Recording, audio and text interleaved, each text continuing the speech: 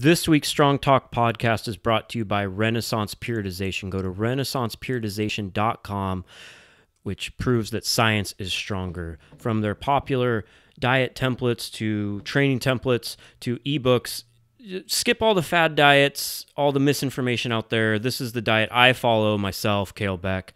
I have my clients follow this.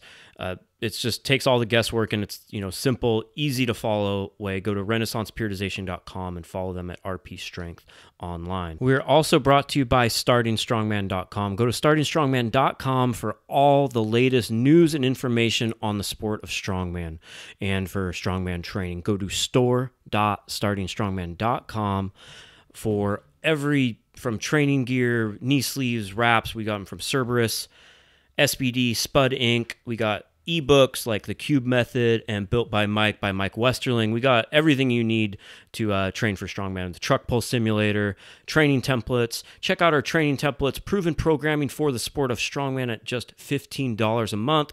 But if you use the code STRONGTALK, it's just $10 a month. Go to store.startingstrongman.com for all of your strongman needs. Go to startingstrongman.com/sponsors to support companies that support strongman and support us and support the Strong Talk podcast, so you get these episodes every week. Like SBD USA, SBDUSA.com, Strength Shop USA for all your strongman equipment needs, KabukiStrength.com for all products like the Duffalo bar, the shoulder rock, and you can use code SS10 to save 10% at kabukistrength.com. Go to barbellapparel.com for the best fitting jeans for strong people such as yourself and use code StartingStrongman to save 10%. If you'd like to support Starting Strongman, please go to startingstrongman.com/sponsors. Click at the bottom of the page. You can click the Amazon and Rogue banners before doing your shopping. We get a small percentage of the sale, and it helps keep Starting Strongman and the Strong Talk podcast going. Really appreciate it. Again, go to startingstrongman.com/sponsors for all of the great companies that help make this show possible. This week's guest on the Strong Talk podcast is Kalle Edgin. You can follow him at Santa Cruz Strength and at SwoleBiz, B-I-Z.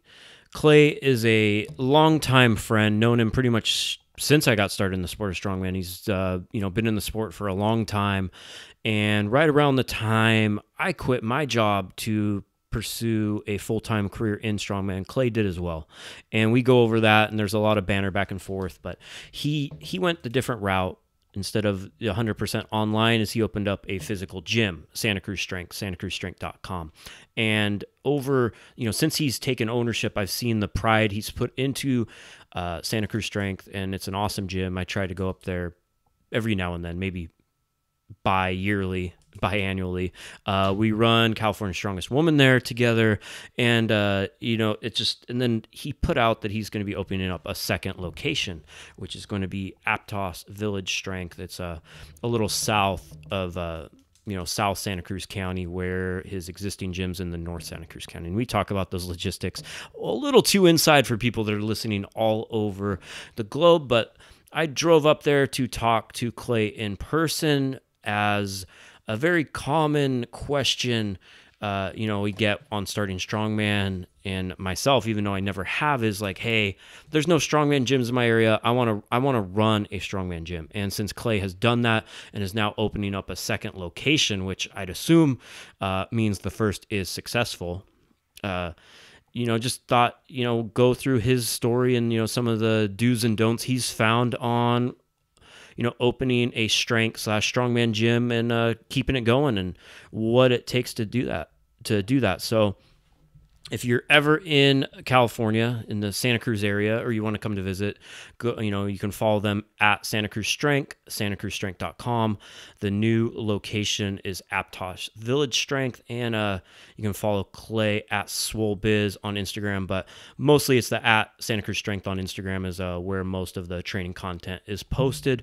So enjoy a chat with a couple of friends talking about doing strong things and opening up a strong person gym. Here with Kalle Edgin of Santa Cruz Strength. How are you doing today, Kalle? We've already bullshitted about everything I think we probably need to, but that's right. Good show. Thanks, Kalle. Appreciate it. We'll see you next week. Bye, guys. But anyways, I've known you for a while. Yeah. Too long. Too long. And, you know, there was a point where both of us were sitting around working jobs we hated and going, how do we not do this? And how do we kind of like screw off all day and do strongman? And we both ended up doing it in different ways. You ended up, you know, working at and then running a gym. And I think that's, you know, well, that I know it's a question I get a lot is like, you know, people kind of have this like, they have this like a fantasy of what if I just got to work out all day and run a gym, you know, like I want a strength gym, you know, where I just have all the Atlas stones I want and everyone comes to use them and I don't have to do anything else. So you kind of did that, and we want to talk about what that process was and what it really is as well. Yeah, there's definitely a romanticized version of what you think running a gym all day is going to be like. I think the biggest lie I told myself is, I'm going to have all day to work out. I'm going to be so jacked. But I think I've gained like 50 pounds or maybe more. We'll say 50 pounds since doing full-time gym stuff. No, yeah, I had the regular 9-to-5 job, like got a college education and was actually paying bills and had a house and all that stuff. But, you know, like a lot of us, we think, how can we turn our hobby into kind of a lifestyle? And I don't know anybody who doesn't think like that. And I'd be in these crappy office jobs, 9 to 5, thinking like, man, I'd rather be working with athletes. I'd rather be training. I'd rather have a really awesome training crew. How do I build my training group? How do I get more equipment? How do I not go broke doing all of this stuff? So I worked different jobs over the years, and I moved back to California in 2011 and decided that I want to try to, you know, work full time and just get like some general certification for personal training and see if I could get into a gym situation and eventually bring like my competitive history of strongman and powerlifting into whatever gym I was working in. And I figured I could be just like the strongman guy and show you how to lift 100-pound Atlas stones and flip, you know, maybe slightly oversized truck tires in the back parking lot of 24-hour fitness. Sure. And you could post about it on your Instagram and feel really good about yourself. And so I got my NASM and was working full-time for a grocery store up in the Bay Area. I was assistant manager up there, but it sucked. I mean, grocery sucks, retail sucks. Customers in grocery stores are jerks. Can I say dicks on the podcast? I'm sure you can. Is the FCC going to shut you down? Yeah, well, I think they already have, but you're going to lose both your listeners. Yeah. All right. You and me. Yeah, grocery store customers are dicks. Don't be a dick in the grocery store if you're a grocery store customer. And just felt like it was time to make a change. Training was going well, starting competing at a higher levels, traveling a little bit for competitions, and taking all that time off was kind of a hassle. So I had an opportunity to compete in Norway for Moss Wrestling, and I put in the time off for work and didn't get it. But I didn't know I didn't get it until I'd already purchased the like airplane ticket and the hotel and all that shit. So I'm like $2,000 balls deep into getting ready for this trip. To fly across the world and pull on a stick. Yeah, which is a thing. It's a sport. People do it. They're really serious about it in some places. And so I had to make the decision whether I was going to like go and potentially lose my job and my benefits and all that stuff, or stay and kind of be resentful and just stay stuck in the same cycle of working a crap job. Sounds a little familiar. Yeah, you have a very similar story. It's like the same thing. I think everybody gets kind of pushed to that point. And, and for the sake of families and paying bills on time, we tend to stay kind of in our office or in our what's paying the bills. Safe. Certainty. Yeah, it's safe. It's nice to know what you're going to make every 2 weeks and that you have health insurance and that you can afford to pay rent and that you're not going to let your partner down by doing something dumb or what could be seen as like an immature move or selfish. But I had the support at the time with somebody where she said, just go and we'll figure it out when you come back. So I went and I did well. I got second place, and which makes you the first loser in most cases. Sure. So happy to be first in something. And when I came back, I found out I didn't have a job anymore. And HR says you could potentially get your job back, but it would be like lower pay, lower status. You'd have to work at some other store with some shittier manager, but you really have to jump through a lot of hoops to even make that further happen. Commute. They're even just further they're commute. They're gonna make you they're gonna kick you a lot, but they'll let you back. Right. I had to suck a lot of dicks to get back Exactly. into the good graces, and my commute was already like 90 minutes each way every day. That's not an easy one going from Santa Cruz area to up in San Jose. No, I was even doing Salinas to Fremont, which is like a solid 90 minutes with no traffic. Yeah, it's not fun. No, it sucks.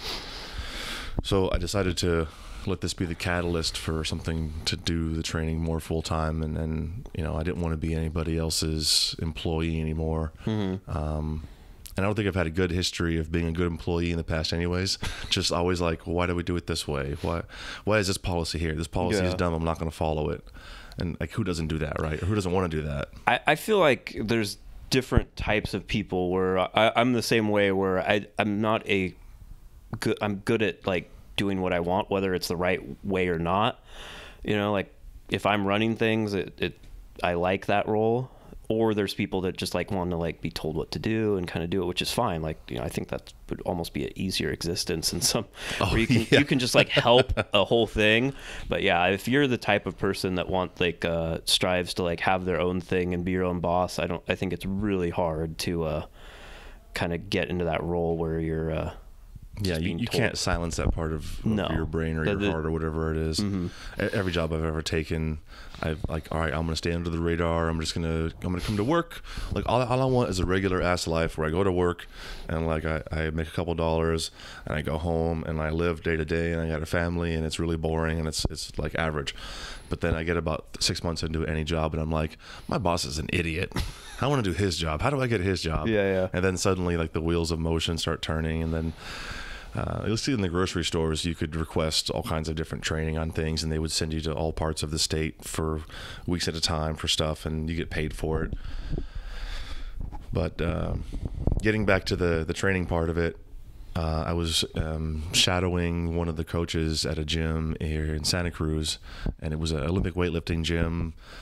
Santa Cruz is like the heart of CrossFit. It's where it started, and there's like 15 CrossFit gyms for a city of about 70,000 people. So like a lot of gyms, and everyone here is really active, and they work out or they Santa surf Cruz or isn't something. really like when you say it's like 70,000 people, it's like a condensed 70,000 people too. It's not like it's a big area, like a big area where it's spread out. Like that's everyone's right. on top. Like it's pretty much, no one's like out on ranches or anything. It's Right.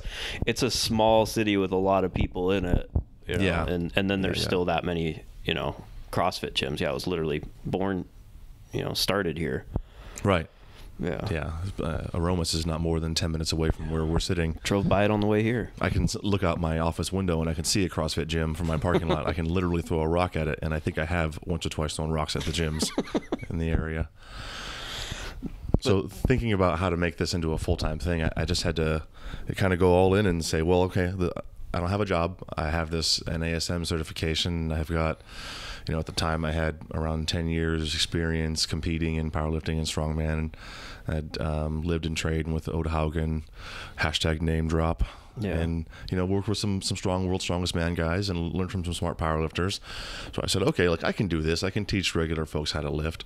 They're the ones that have regular jobs and paychecks to support my lifestyle as well. Definitely not athletes. Not athletes, because athletes are generally broke. Yeah, like us. So we're not athletes either. We're sitting in hand-me-down chairs with shirts that we've made. Or been given. Yeah. So then it was a matter of taking kind of the elements of strongman training and powerlifting, stripping away like the extreme edges of those things. Like I'm not going to take a brand new person and put them in $1,000 worth of neoprene and belts and wraps and stuff. Let's figure out how to lift. Santa Cruz also where neoprene kind of got its start too, with the wetsuit and everything. That's right. Jack O'Neill recently passed away. Yeah. Kind of invented the wetsuit, and you can't go anywhere without seeing a wetsuit hanging on someone's porch or on the back of their truck or something.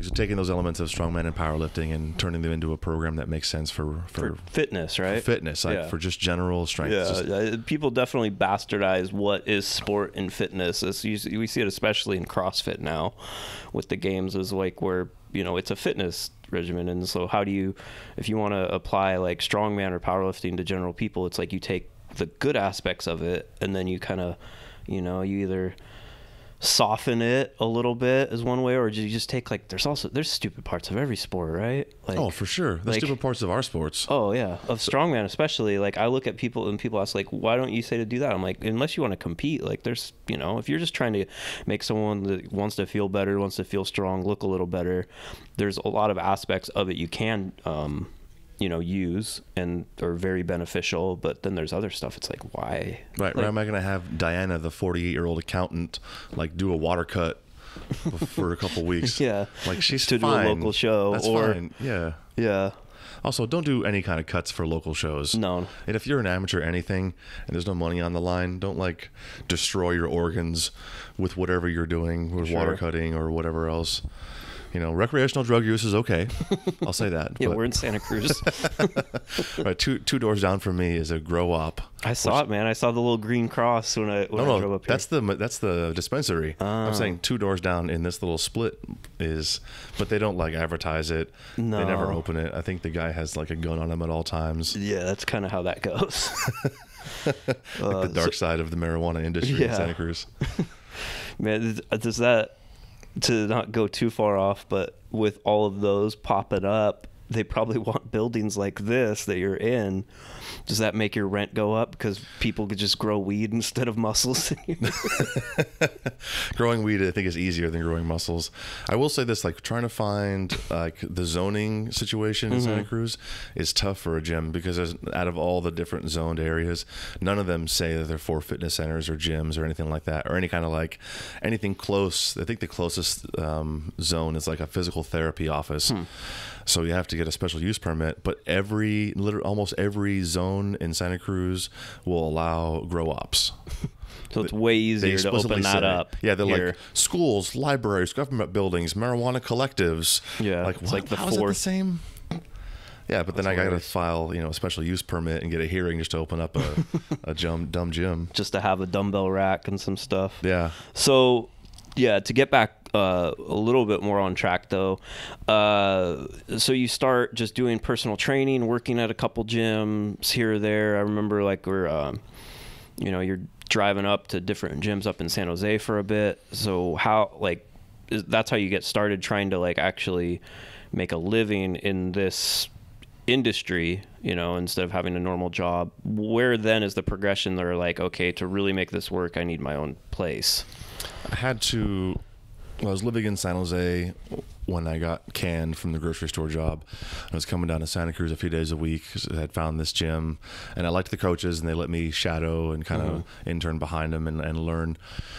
Just the more time I spent in other gyms talking to other gym owners and to other trainers and things, the more it fired me up to do that. And the more you're kind of known as like a specialist in your area, in your sport, you kind of get like not a reputation, but people know you, and that's you're part of their network. You're that guy. So you're that guy. You're the strongman guy. Like you're the strongman guy. Sure.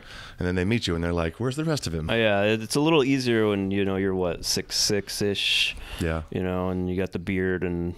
Right, when you like the extra 50 pounds you've gained. 50 pounds. Those are the only extra body weight pounds I have. Whether it's easier, like I feel to be like, oh yeah, obviously that's the guy that picks up cars and stones. Right. But, yeah. Looking the part certainly helps. Sure. Yeah, you have to wear a tight enough black T-shirt, grow a beard, and shave your head, and then you're like a strongman coach. Yeah. That's all it takes. Good coupon code on Instagram, and you're set. Now going from like getting to know those coaches and those gym owners, and then asking to run like a strongman class every week in their gym kept me busy for a while. And then people would know you as kind of like the resident strongman guy, or if you were doing powerlifting in a gym that wasn't typically a powerlifting gym, people would ask you questions or they would seek you out. I made a website about how awesome I am as a lifter and a trainer, both of which were lies at the time. Yeah, I did. Maybe still same. Lies today. Yeah. You did the same, right? Yeah. That's how we both came to all of our hundreds of dollars. It's I think especially as an athlete, it's often overlooked part where everyone thinks they just need to get Instagram followers and stuff, but everyone has an Instagram. Like actually having your own website, as if getting sponsors and stuff, and feeling like legitimate, then you're able to put your thoughts in a way that then is searchable in this thing called Google, where it might pop up if you write something good like that. People aren't going to find your Instagram post the same way. You're going to get more immediate feedback and views, but like a long term, you definitely need to get those things on a website. Yeah, I will say that the much younger crowd, like the college age and younger, they'll find me on Instagram first, and then they'll go to our website, and then they'll contact me through the website. Sure. But most grown-ass folks with salaries and houses, real money, with the ability to pay for membership or training, will like look on Google first and be like, strength training in Santa Cruz. First result is Santa Cruz Strength. Right. Okay, I'll look them up. Okay, I have a way to contact them. You kind of have to it's the opposite. Yeah, you have to like put your beacon into the sky and say, I am a strength training gym. Here's my website, and then here are the buzzwords you need to use to find me. Sure. And going from doing these classes at different gyms and stuff and getting a few clients, I ended up working at a CrossFit gym across Santa Cruz and getting my level 1 certification. And by the way, I felt like if I failed the CrossFit level 1 cert, I'd have to like turn in my gun and my badge and just run into the sunset and never come back. You just drop everything in the chalk bucket and walk out. That's it. I'd be done. There's no way I could show my face. Has anyone ever failed it? I'm sure. Yeah, somebody has to have. Someone has to have, but I don't know any of those people. If you're out there, if you're one of Kale's 2 listeners and you failed the CrossFit level 1, call in now. Do you take calls in the show? Let me get your phone number and I'm going to call you real quick. Yeah, we should do that. I'll just like hook up my phone to that would be really professional. Speakerphone. And then, the owners of this gym were the husband and wife team, and they were living here in Santa Cruz and had like a modest lifestyle. You don't make a lot of money as a trainer or as a gym owner. Yeah, and it's an expensive area to live. Expensive area for sure. Housing is ridiculous. Yeah, it's about $1,000 per square foot if you want to buy a house in Santa Cruz, which is nutty. Yeah. And then they had a baby, and they realized they needed some health insurance, not the Obamacare for the baby, and so the husband became a sheriff's deputy in Santa Clara County, and so the wife was kind of raising the little guy and coaching most of the classes. So I stepped in. I was taking more classes and taking a couple of her clients who she didn't have time for anymore. Sure. And then I was busy between that and working in the CrossFit gym, doing maybe 40-50 hours a week of coached hours. Wow. and clients. So it was just kind of being in the gym all day, hanging out, talking to people, and going out and meeting other gym owners and working out in other gyms and letting them know what I kind of specialize in. And then just a few really good lucky breaks that got me to being full-time training. And that whole process from getting fired. I started in this gym January. When I got fired and I came in here all the time, it was like January 2nd. So I figured new year, new project, a new year, new you. Love exactly. That. And by June or July, I was pretty busy. So that was lucky that it only took about 6 months. It's not too bad. But that's like a hard 6 months where I have $24 in the bank and I have to drive my truck into town to go work and hope I get paid. And most times gyms only charge once a month for membership. So when they only get paid once a month, I only get paid once a month. And you got to supplement it with personal training or selling your booty hole or whatever you do. Yeah.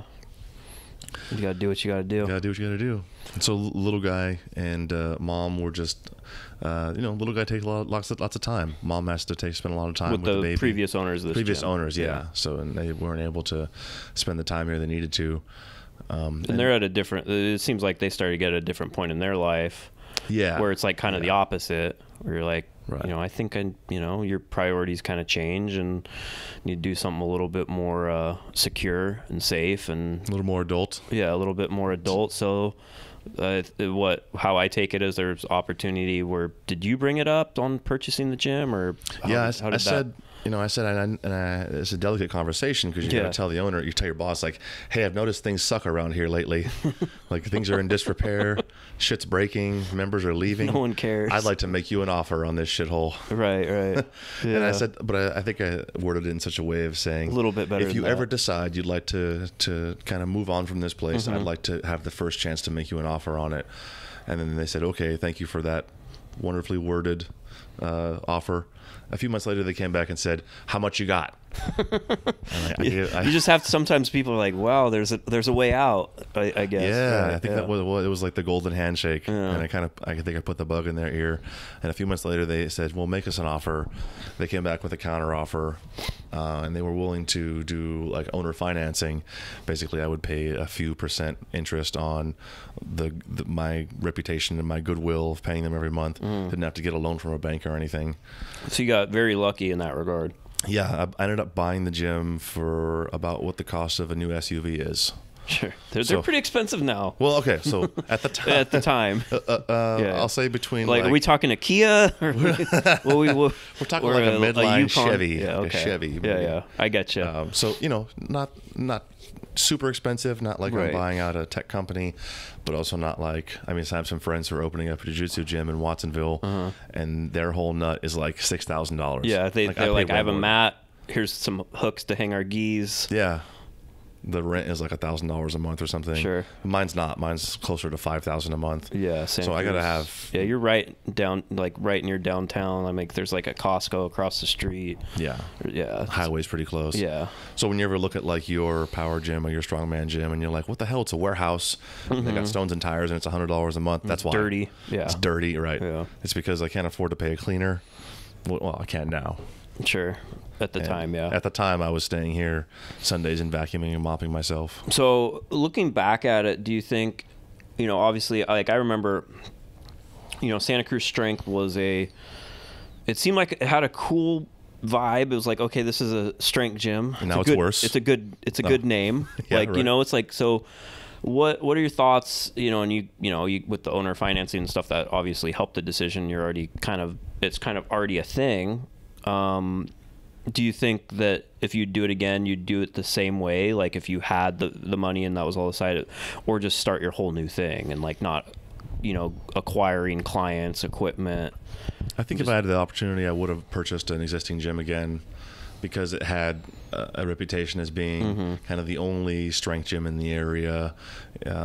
With there being so many CrossFit gyms, people that like CrossFit, they want to get better at it. They want to improve their times or do better on the Olympic lifts.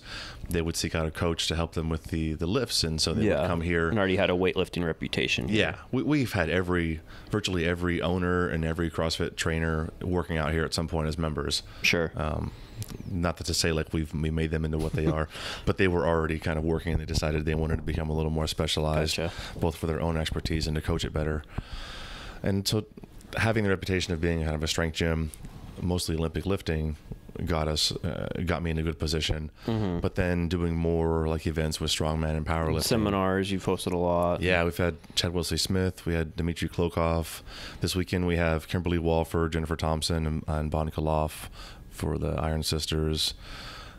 We do through 5 or 6 powerlifting meets and 2 or 3 strongman contests a year. There's always something going on. Yeah. My upcoming events board is always full.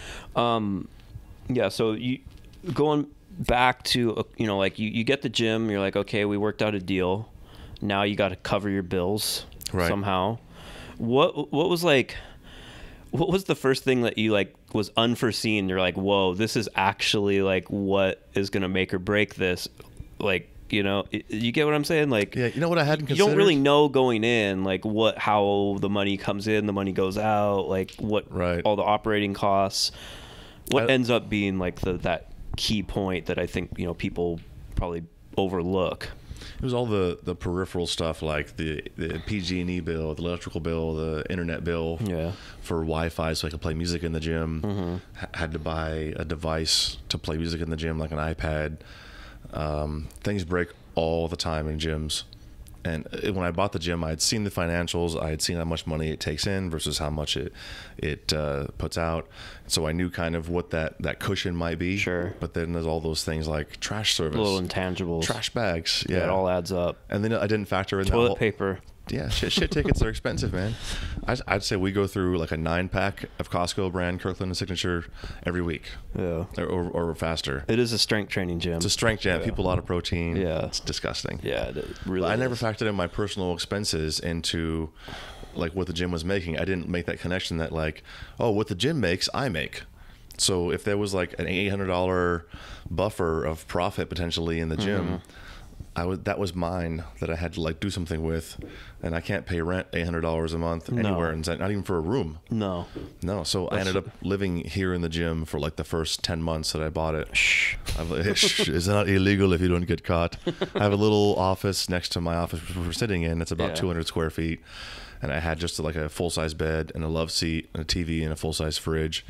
Then a microwave in the lobby and a fridge in the lobby for whatever. But you gotta do what you gotta do. Yeah, man, you gotta do what you gotta do. I'd spend I'd finish the last class at 7:30, shut the gym down, and then spend a couple hours trying to figure out marketing. I'm not a marketing guy. Yeah. I learned that if you're just noisy on social media, you can get a lot of attention. Right, Kale? Yeah, that's pretty much all you got to do. Is just you have to put as much stuff out there, and eventually something kind of works. Yeah. I don't think there's really any much more to it than that. Just post, make some original content, and then share it 1,000 times. Yeah, exactly. And then 10 or 11 months, I was able to move out of here. I'm lucky I have a girlfriend that has a real job. That's always helpful. Yeah. You also have a wife with a real job? Yeah, at the time. Yeah. I still have a wife. I still have a wife. He still has a wife. Yeah, now it's sorry, ladies. Yeah. And power bears. Power bears. So you started to kind of get where you can actually like take home a paycheck other than just support the gym after about a year, give or take? I'd say within 6 months after taking it over, I had a little bit of breathing room. I didn't have to think, oh, am I driving to the bank or am I like riding a bike to the bank? Yeah. It got a little easier, and then I started bringing on independent personal trainers to bring their clients in, and they all pay a commission to the gym. And the membership here used to be $149 a month. So if I could get like 100 members at $149 a month, I'd be doing pretty well. But 100 people aren't going to pay that money. Yeah. For a strength training gym. For like an open gym, right? That's without like classes, right? That was with classes. That's with classes, $149. At the time though, that was like the gym was only open for that class hour, and then whoever was coaching would like shut the door, lock it, turn the lights off, and leave.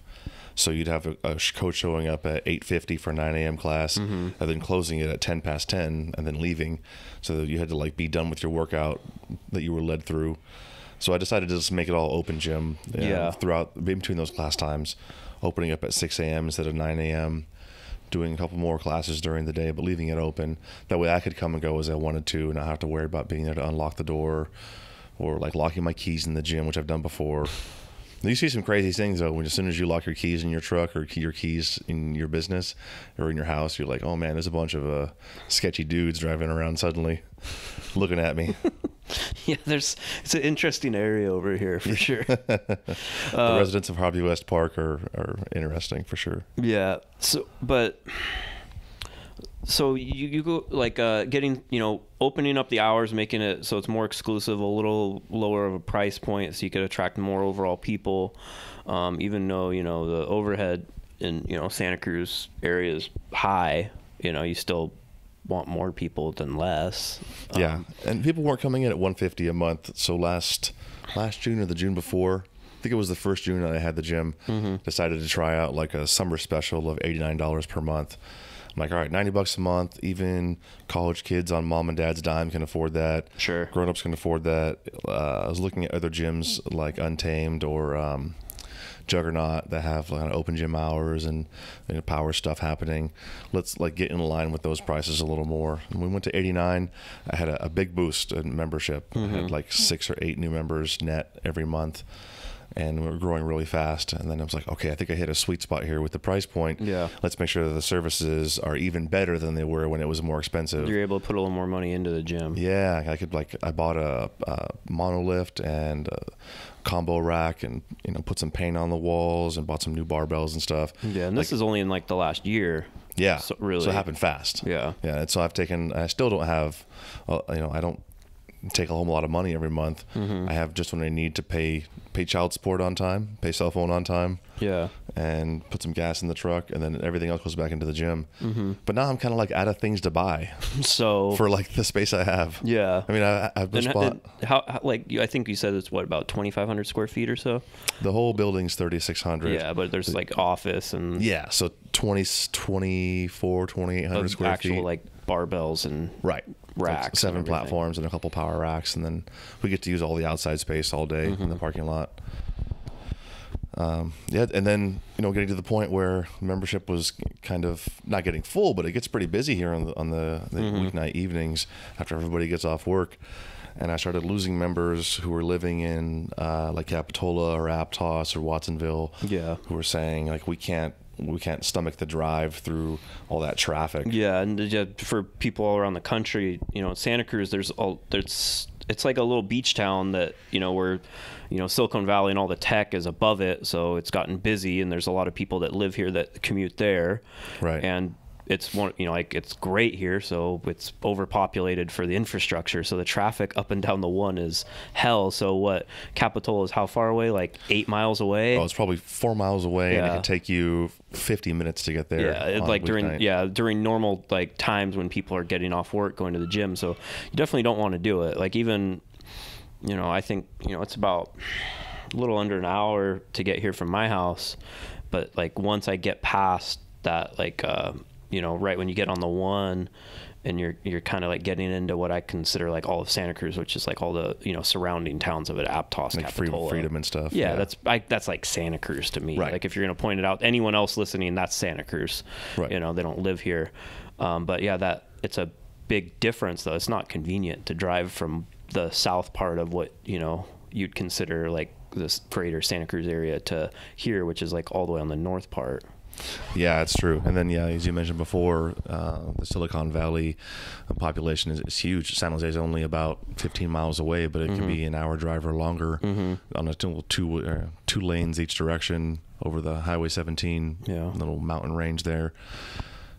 So we started looking for either a larger space for this gym or for a second location somewhere in the area, maybe across town.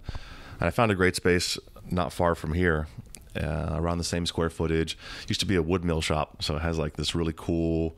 Looks like people did work there. Like the floors are like 6 inches thick, made of wood. Yeah, lots of skylights. They're doing like man stuff. You can breathe in deep and taste sawdust still. Yeah, like that's good cool. stuff. Your T levels are rising naturally. Yeah. Just mind just talking about like it. all those people that like make beard balm companies now that have never done like real work, like whatever they're trying to like say, like this is like America, like that kind of vision is like where stuff like that actually happened there. I should start a beard balm company in that wood shop. I bet I would.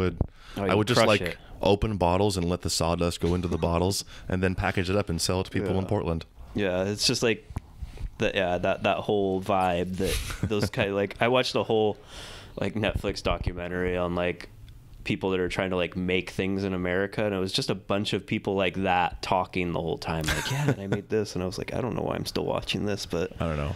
But you walk into a gym, you can tell what's like a commercial, as Brooks Kubik would say, like Chrome and Fernland, or is it something that's like a real training environment? And you look at the walls, and if there's holes in the walls, that's a good start. If there's like barbells and racks and stuff, it's a good start, and the stones.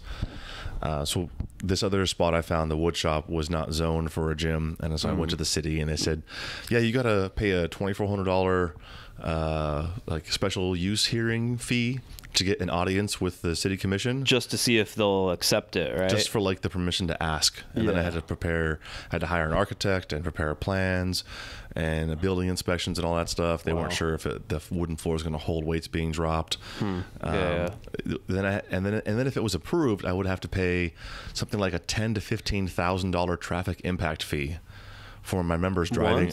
Once. Yeah. Okay. Once is enough. Oh yeah. Once is too many times. Once is that's a lot of money to make up at $89 a month. Right. And then rent was a little bit cheaper, a few cents cheaper per square foot. So I thought, well, if I'm about $15,000 to $20,000 into this thing, if I want to move the gym to a location that I personally like better, it's not going to make me that much more money. Yeah, it has a cool vibe. I mean, how much bigger was it? It was around the same total square footage, but it was all one big open hall. Okay. So no offices like we're in now. So like more actual gym floor space. Yeah, I could have extra 1,000-ish square feet maybe. I walked it out, and I could have put 4 more platforms in and a couple racks. Had 3 roll-up doors for outside stuff. It's cool. So I ditched that idea. I found another location, again, not zoned, special use hearing, traffic impact fee. I dropped that. So what's this time process on like when you're like this gym's busy, you're like we're either moving or opening a second location, like when's that idea come into it to like now when it's actually going to happen? It's taken the better part of a year to actually find a space that's in the proper zone without extra use permits, something available, something in good location, the right size, and the right price. So I've talked to all these commercial realtors who say, oh, there's nothing really in Santa Cruz, it's light industrial or whatever use is for a gym. They're just not really set up here for that. No. like you said, the infrastructure is not strong. Oddly enough, the two places in Santa Cruz you can put a gym in are like the boardwalk area. If you're not familiar with the boardwalk, if you've ever seen the movie The Lost Boys, a lot of that is filmed in the boardwalk kind of area. And can you imagine like a strength gym next to a Ferris wheel? No. I could, but you could. There's like no parking down there. It's terrible. That would be a horrible place to try to commute. Like I want to go work out. An hour to drive a block. Yeah. During the summer you months. don't want to put, and I'm sure rent is insane. Oh, sure. So we found this space in Aptos, which from where we're sitting is another maybe 10, 15 minutes towards you, towards South Santa Cruz County. And it's right next to a really well-known barbecue place. It's behind place? That place is good. Yeah, Aptos Street Barbecue. If you're listening, that's good. Let me get a sponsorship. I'm gonna help you out. You help me out. Yeah, you're definitely gonna drive business there. Yeah. So that's a given. I'll guarantee you that. Yeah, I may have to raise rates so I can afford to go eat there every day. It's not cheap. So it's an old like dry cleaners building, and it's 3,000 square feet. It's kind of sectioned off a little bit. And there's a bunch of new development behind it. So I thought, wow, like Aptos is really growing. There's a really well-known sushi place and a really well-known pub here on the west side that are opening up second locations in that area. So kind of a lot of people are doing similar. Yeah. To get like a southern Santa Cruz location in the same area. Right. And there's a huge development happening right behind where our building's going to be, with hundreds of townhouses and a grocery store and kind of medium to high end shopping. You know, like not like Versace, but like LL Bean kind of stuff. They'd call that like whatever they're building, like it's affordable housing is probably marketed around here. Anyone else listening in the country is going to be like, are you kidding me? Like, 800 grand is not affordable housing. They market it like that. There's stuff around me going up the same that's like, oh, it's like a town, pretty much a townhouse. It's gonna be like 600, 700 grand. You're like, okay. Yeah, but yeah, $600,000 is what you win in the lotto, not what you pay for a house. That's like not what you pay for, a 1,500 square foot with no lucky. yard. Yeah. Yeah. So we're getting the lease signed this week and starting to, walk the space and get things laid out for the new mats and all that. But even still, with the lease and the deposit and all the equipment, still looking at around $10,000 that I'd rather not pull out a loan for. So I've been trying to sell like training packages and build up some capital. I'd rather like work it off than pay it off to a bank. Yeah. Which is, I think, why I don't have any debt now other than like a couple $1,000s left in the owner finance situation. And that's led me to have a lot less stress. If I was like $100,000 in debt, or if I, if I had owned this building and I was paying payments every month, I'd be so much more stressed out. But it's not. And you're looking to do this for full time, if you want to run a gym, just hustle everywhere you can to not get into debt. Find people that support you and, hit them with the ask. Say, I want to do this. I want to own this gym. I want to have my own space. Can you pay, can you pay for a large personal training package?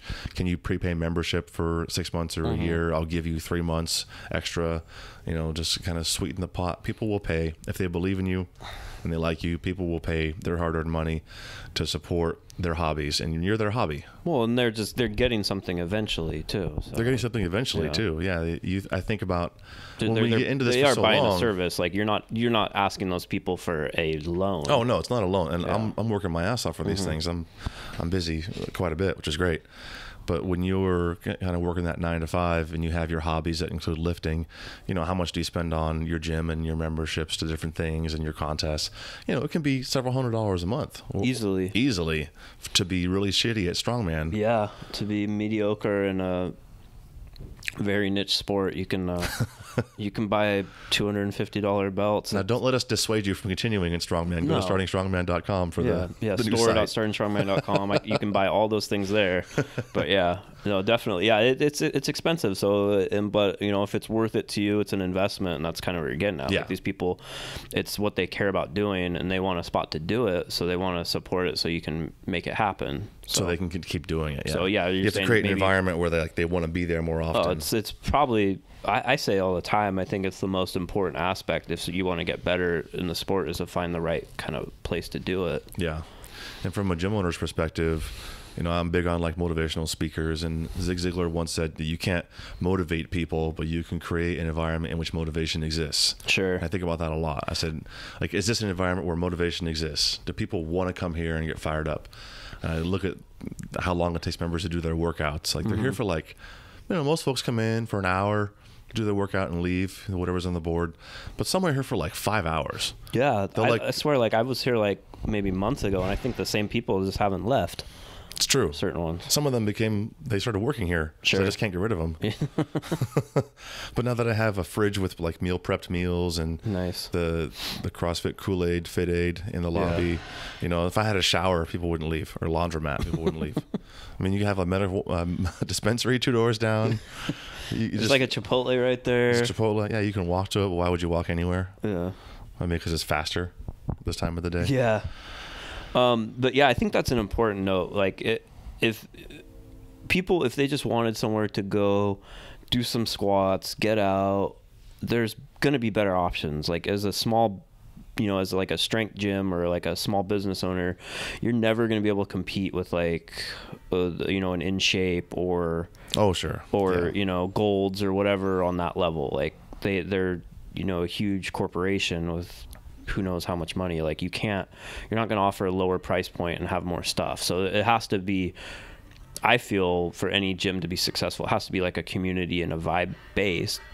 You know, exactly. It has to be like off you. And like you're saying, you're like, you know, you're pretty much selling yourself. Like, when, you know, I start, you know, this podcast or, you know, starting Strongman or whatever, I'm selling like a thing, but, you know, you're creating an environment. Even if, you know, mine's a digital space, it's the same thing. Like, you know, we kind of have, you know, a general mindset. You know, people like what you put out and like how you say it, and it adds value to them, hopefully. Just you know, absolutely. by, you know, being around it.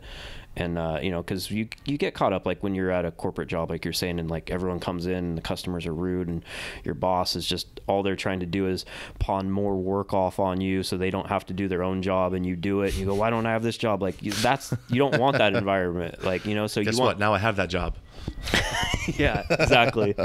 But, you know, so there, you have to make something, whether it's, you know, as simple as like a Facebook group, which, you know, was the catalyst where my thing started, or like an actual gym, where, you know, people, they come here and they're like, oh, I like this. Everyone's has a specific goal.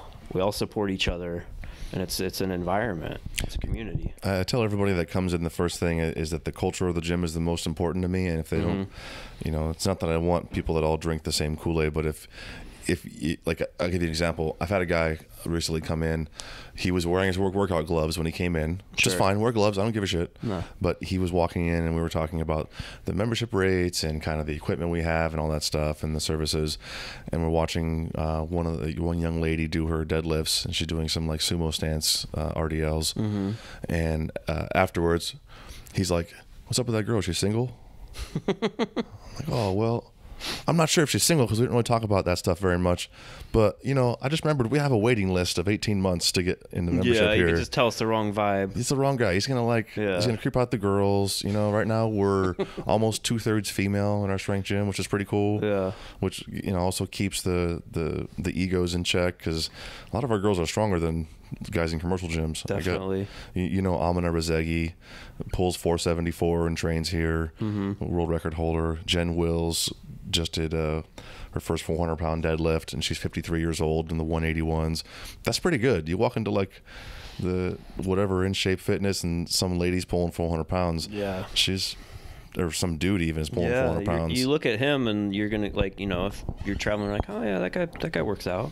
Right, he's strong. Yeah, he's trying. He's doing his thing. But then when some like 53-year-old web developer comes up and pulls the same weight, you're like, oh wait, I'm not actually as strong anymore. What's going on here?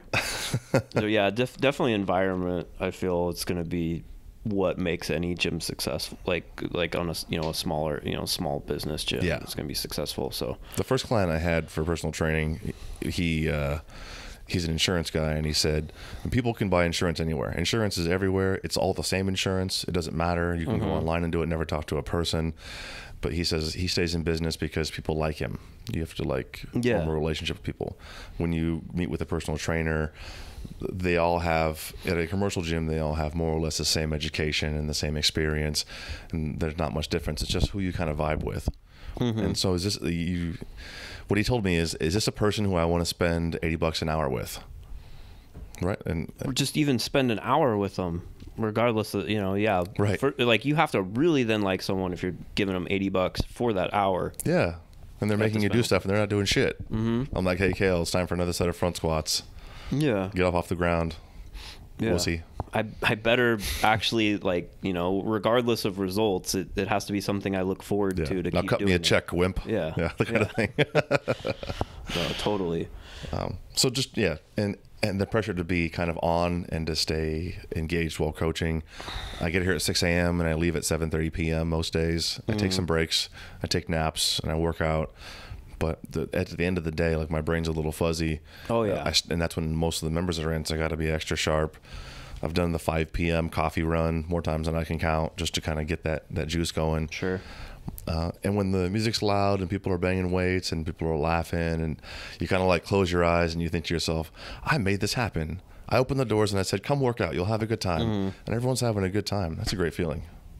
That's awesome. That's worth, that's worth living in the gym, and that's worth having $24 in your bank account. And by the way, living in the gym is a hard sell when you're dating. Like, hey, baby, want to go back to my place? I got a real nice home gym. Be like, you want to go on a date? Like, you want to work out? Like, you might tell them, like, come after hours to work out. They'll be like, oh, yeah, you want to go back to your place now? You're like, sure. You open the door. There's no, like, I mean, you can't, in the event, things happen. Yeah. The young lady you're with decides to follow you back to the gym.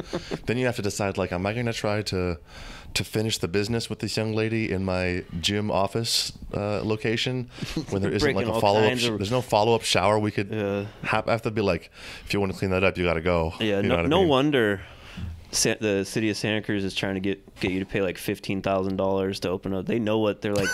If this, all right, like, okay, he's gonna live in this motherfucker. We just know it. And we better text him up front if he wants to get over here. And so I'm thankful that I got this girlfriend with a real job. She bought her own house and she bought her own car. She likes me for some reason. And they're crazy, huh? They're crazy. She's crazy enough to have my baby. 3 weeks ago she had, or 4 weeks ago tomorrow. Man. Yeah, thanks. It's awesome. And I was afraid too that I would fall into the same kind of cycle as the last owners of the gym. And they had a baby and they had to get insurance for the little guy and all this stuff. I'm lucky that she has incredible insurance through her job. She works over the hill in Silicon Valley. And it enables, she has the resources to where I can work here and not worry about, what if my kid gets sick and he has to go to the hospital? Yeah. What am I going to do? Yeah, no, it's definitely crazy, especially we're, my situation, we're both independent contractors, and it's not good. At the same time, though, I'd rather work 80 hours for myself than 40 hours for anybody else. Oh, totally. It's so much better. I love getting up at 5:30 every morning. I love it. I love the coming in and getting the day started, kicking on the lights and turning on the fans and stuff, and people hitting PRs. The PR bell we have on the wall got ripped off the wall a couple months ago. That's a PR in itself, right? It just hangs there. It got beat to shit so much it just like fell off the damn wall. That's great. That's awesome. People find empowerment in lifting weights and training just like I did so many years ago. Yeah. And that fires me up every day. And I go home and I tell my girl about it, and we talk about, like, she knows all the members of the gym on a name basis, even if she never met them. Like, oh, Kale was here. He hit his front squat PR. Then he cut me a check. It was a great day, kind of thing. And so she celebrates those things with everybody too. Sure. And then when on the weekends, once in a while, we'll go out downtown, shoot pool. Well, sometimes we'll go see the UFC fights at some bar or something, or somebody's having a barbecue during the summer every weekend. And that's kind of where the community comes in. It's like a brotherhood through liking weird lifting styles. Yeah. Well, then like you're saying, like, you're the strongman guy when you show up at the gym. If you're the guy with like the gym, which is the strength gym, which has the strongman stuff, you kind of end up being the strongman guy in, it's Santa Cruz is still like a small little community in town. So you go places where you're like, oh, I think that's the strongman guy. I see it's people fun, all the time who are like, oh, you run strength, right? You run Santa Cruz strength. Yeah. You like, run strength. Yeah, I do. You run strength. I run strength. That's what it's just called strength for short. That makes sense. Like, if you're in Santa Cruz, it kind of makes sense. Just call it strength. Right. Yeah. That's funny. And so I get to say I run strength in Santa Cruz. And so I'm going to Aptos and I'm like meeting with people in coffee shops. Like, oh yeah, I'm going to open up a gym right next door. We have a gym in the Harvey West area. Sure. Check us out. So I've got people coming from the Aptos area to check us out here to see what we're about. And then they're saying, yes, we like what you're doing and we want to be a part of it. Sure. When this is down the street, we're definitely coming. Yeah, there's not really, they have one CrossFit there. They have some personal training studio that's by appointment only and only with a trainer. Then they have like the community college gym. There's nothing else down there. And no, it really isn't. To take like the strength aspects, powerlifting and strength and conditioning to an area where it hasn't been before is super exciting. Yeah. So to kind of make some bullet points on this, as far as like opening up a strength gym or, for listeners, this podcast, like a strongman gym, but I feel what I take away, and you obviously want your thoughts on this, is you want to make it inclusive to all types of strength, because one type probably isn't going to pay your bills, right? Absolutely. Yeah. It's not we're more of a powerlifting or strength gym than a strongman gym. We've got like 6 people that do strongman out of 100 members. But you then still get a place to put your Atlas stones. Right. Yeah. Which is, important. And, I've interviewed, plenty of other people that they run a CrossFit gym, but they're pretty much strongman competitors. So it's like, it's a way to facilitate that. So you want to make it inclusive. You want to, find the right price point. And I feel it's like there has to be a lack in your area, right? Like, I don't know everything. I hire trainers who know what I don't know. Well, I'm saying like the actual, like in Santa Cruz, there's no, like there's CrossFit gyms, there's this. Yeah. Like where's a strength gym? Like, you've got to build it, right? Yeah, there's a couple power gyms in San Jose about an hour away. There's one in Salinas about an hour away. Is there? Yeah. I think so. Yeah. And then we're the only place that has strongman, and in Santa Cruz we're the only power or strength gym. So yeah, so already there have the corner on the market. There has to be a lack. There has to, which, if there's already something, it's going to be a little bit tougher, probably. Yeah. Not impossible, because again, it's going into that. It has to, it's going to be built around you and whatever you're trying to make. So it might. You might have a whole different kind of atmosphere than, whatever's across town. So people might drive, if it's where they want to hang out, like we're saying. Right. And, almost have like their personal, like that's their, instead of like going to a bar, they come to the gym, a lot of people. Yeah, a bar is the same kind of, it's the same thing. It's the same vibe. Everywhere, you can get like a Jameson everywhere, but you go to this bar because you like the bartender. Yeah. People are regulars at bars for that reason. They like the proximity, they like the bartender, and they like the vibe of the place. If all you care about is getting drunk, you're just going to go down to Safeway and go pick home up and a bottle, right? Right. Yeah. Yeah, Save it doesn't matter. A lot of money. Same thing with the gym. Like, it has to be worth, what you want to see this person, see that person, and be worth it. So you have to build up the right community. Offer more services, like you're putting stuff on to get the word out there. I know, talking to like Alan Thrall up at Untamed Strength, like he's just sitting there and he's like, I'm gonna run a contest. Then he had me and Obi up for a seminar, and then he's doing, everything. Yeah. Yeah, it helps. And if you're like the entrepreneur who can't stand sitting still in your 9-to-5 job and you want to do this full time, you got to spend I think you should spend a ton of time specializing and learning what you want to teach. Sure. You got to spend the time to train and compete and to fail and to get hurt and to learn from smarter guys, stronger guys.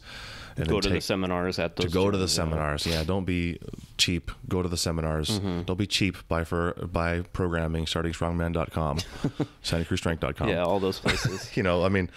Just like invest in yourself, so then you have something to give other people later on. I'm not a big hippie about karma and stuff, but I think the more you put out, the more you get back, especially in your hobbies and stuff, and the more you're willing to give out to other people to teach you, the more likely people will come to seek you out. And for me, it was just a matter of taking the experience I had and turning it into, nobody else in this area had the years of experience I had with strongman and powerlifting. So I could just say, hey, I've been doing it longer than everybody here, listen to me. Sure. And it's an interesting area where like physical, like people are pretty active around here on the Central Coast. Yeah. But they don't know that this is like, either they don't know or just there isn't something for them to do. Like I'll see a lot of people go, no one does strongman in my area. I'm like, They probably would if there was like, not everyone's going to be as crazy as like you or I, where we're going to drive 2 hours to go do it. Right. You know, Yeah. like Go you train. can't expect like everyone to like literally like have no life and want to devote everything to this. Some people would be like, yeah, if there was a log there, I'd probably press it. So you Right, might have to yeah. build it, like the whole build it, they will come, you know? Exactly it. You have to be the first, to be willing to be the first, and keep the stuff in your garage and invite your friends over. Yeah, and if it grows, maybe, you know, that's one way to do it, is see like, well, shit, I definitely have too many people coming over to my house now, so Time to get a storage unit. yeah, and then you go from there and yeah. you know, progress. But I think it's another good point you made, is trying not to go into debt over something. Like I've seen some people like they're like, they take out some huge loans to start up a gym, and you're even saying like a year later you're like, you know, breaking even pretty Yeah, much. So like, 'cause how do you then pay that nut off? You know, like You know, you just I'm already pretty frugal. You see what I drive. You see how I dress. Yeah. I'm wearing clothes I bought at Ross, for crying out loud. So I don't mind like just eating, you know, the prepped meals that the meal prep guy brings, and not going to Chipotle every day. Sure. I don't drink like the $5 coffees all the time. Sometimes, you know, I like to try to live as simply as I can, so I have the extra money for the gym. Yeah. That's only because I've had the gym that I've been like that too. Before it was like, oh yeah, live paycheck to paycheck and just be broke by the Thursday before you get paid. But now it's like, fuck, what if like another bill comes up? Yeah. What if I forget to pay What if taxes? something breaks? What if something breaks? Yeah. What if somebody gets hurt? Yeah. Thankfully that hasn't happened. Yeah, thankfully. Yeah, it's just you have to, but you're putting your money back into something that gives you, you know, that gives you something. It gives you know, it gives you a sense of accomplishment, and then absolutely. it's building for more. So it's not that you're frugal. It's just you choose to spend the money on what gives you value. Which is Right. the gym and the Helps whole other community people and out. everything. And then now I've always wanted a good power gym to work on anyways. Part of my reason for buying this was selfish. I didn't want it to go away or have somebody else take it over who was Then going it to suck. yeah, And which make it I've seen like happen. something else. Like it happens all the time.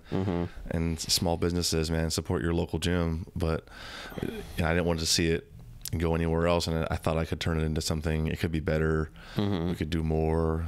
We could start marketing to people somehow. Yeah. So how, you know, opening up a second location now, how do you keep that same environment? You say you're here all day. Like, how do you, you know, how do you envision building that same thing? You know, there's not two of you. No, but like I said, I've been trying to get the second location in the works for about a year now. And I've been working on the plan to not be here as much since February.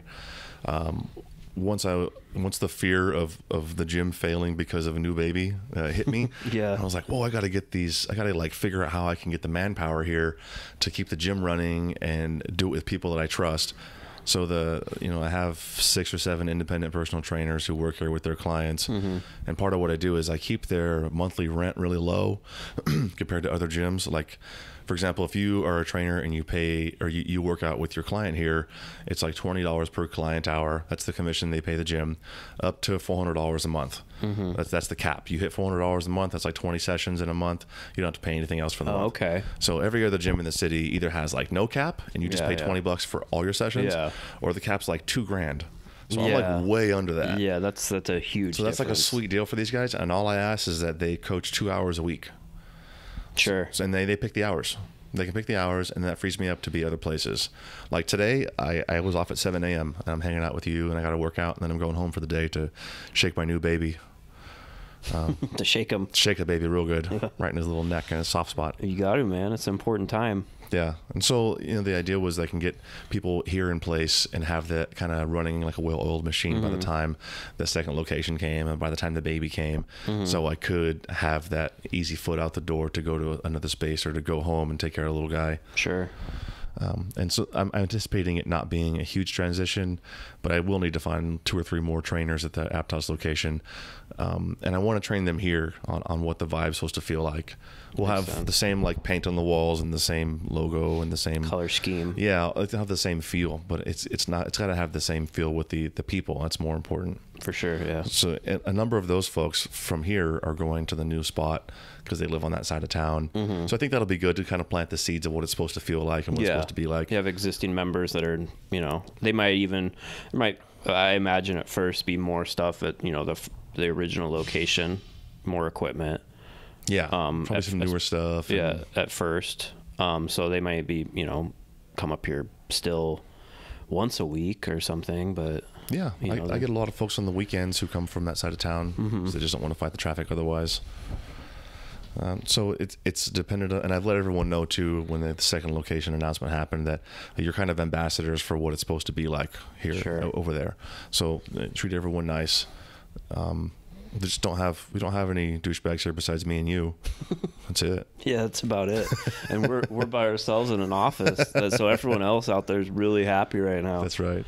But yeah, I think this is good, man. I think it gives a lot of insight into what goes into what a lot of people dream about, maybe for better or worse, But I feel like it's good to have like reality. Like I made $800 a month. Yeah. After 6 months, I made $800 1 month. Yeah. And then I think I got hit with like a tax bill or something like that. Yeah. So you really didn't make anything in reality. The first $200 that I made that month, I bought the chair I'm sitting in. And it's a nice chair. It's a nice chair. It's a big and tall XL from the Office Depot. Yeah. And then as I mentioned before, I like upgraded it this year. Like 2 months ago, I like bought the fat guy piston, supports up to 800 pounds. 800-pound person can fit in this chair. It's not going to go down. Yeah. And I got the rollerblade caster wheels on it. Yeah. So I can go real speedy. Yeah, but that's important. It's important to have a nice chair when you treat yourself once in a while. Especially when you're 300-pound. You've made it. Plus guy. Plus 50 pounds from owning a business. Yeah, it's 350. But yeah, it was good, and it's SantaCruzStrength.com. Santa Cruz Strength on everything.